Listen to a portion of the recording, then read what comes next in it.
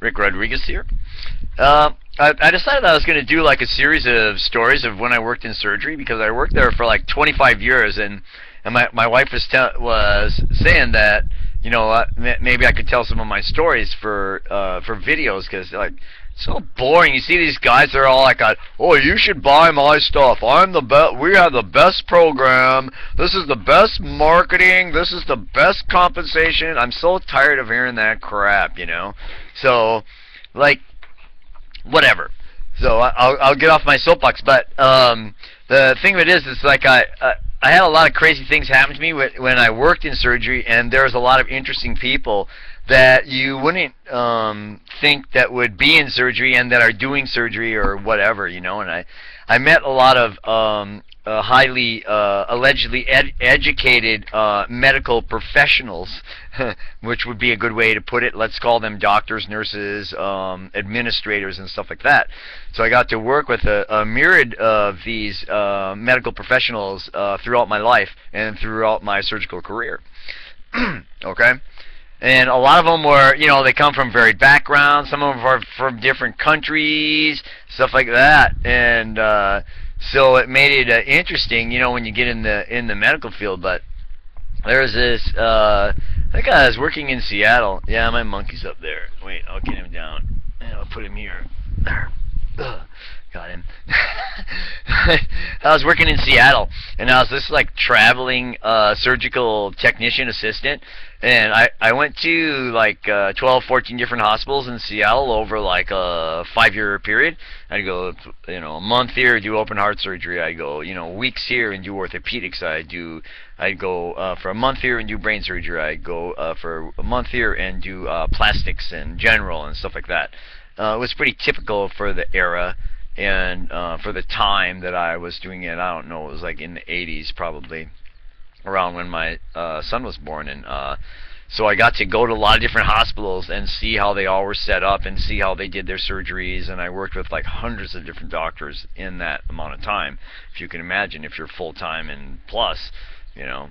But so I met a lot of funny guys, and there was this one guy, I'm not going to mention his name, he's gone now, and like, if you met this guy on the street, you would not let him do surgery on you. You would not let him touch you. You would think he was the craziest, like, dude that you ever saw. And but when you see him, when I met him when he was doing surgery, and I found him to be, he was a pediatric surgeon. I don't want to give it away, because when I tell the story, some people know who it is.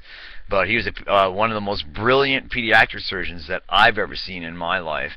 But when you talk to the man, you think he was loony, okay?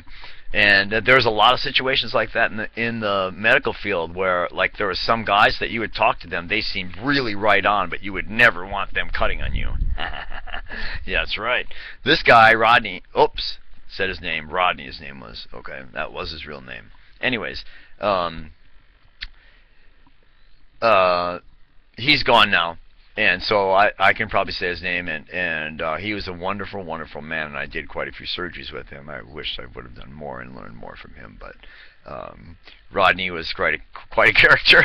And so one day I like jump in the elevator. I'm going to, you know, lunch or something like that, and Rodney's in there, and there's, you know, there's a bunch of other people in there too, some doctors, you know, it's a hospital, they all have their scrubs on in their hat, and, you know, they're talking, you know, big shot medical crap, and so we're going downstairs, and the doctor goes to Rodney, he goes like this, he goes, Rodney, what time is it?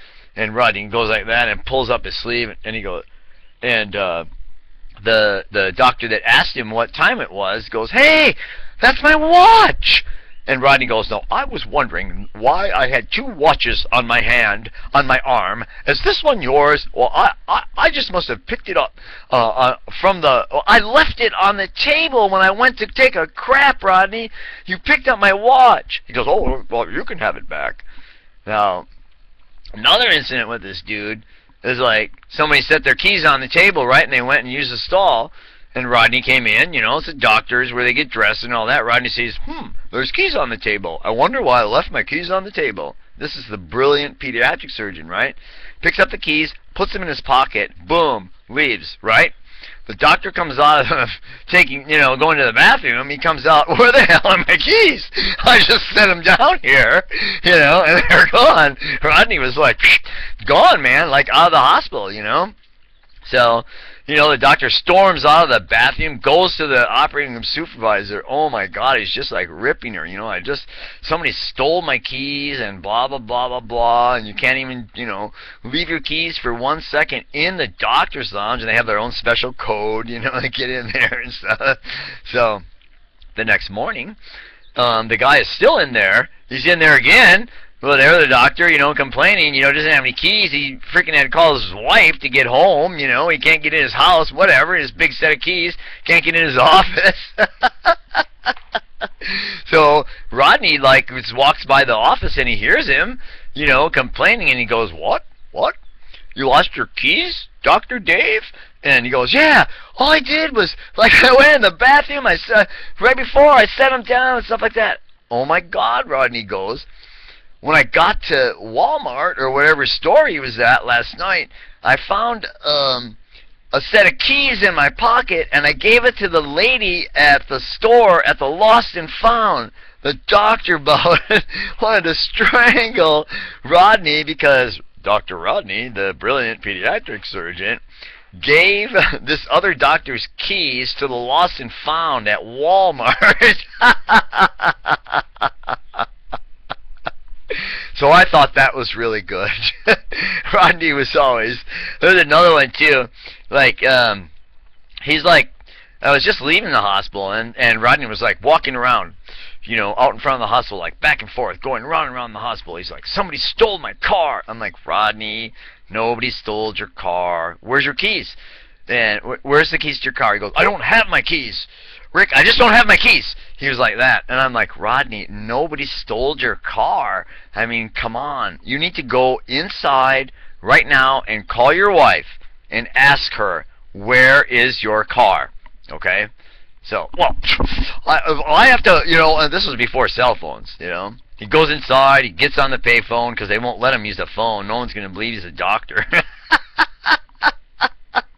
Even though they probably believe him if they know him, but anyways, he goes in there, calls his wife. He can't barely remember his own number. He never calls home. Come on, he has a secretary does that or something. I don't know.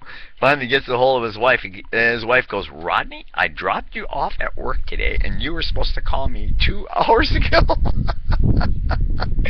So Rodney was a wonderful, wonderful surgeon, and those are just some of the stories that I can remember about Rodney. I mean, he was a pediatric surgeon, so I hope you enjoyed my story about Rodney, the pediatric surgeon.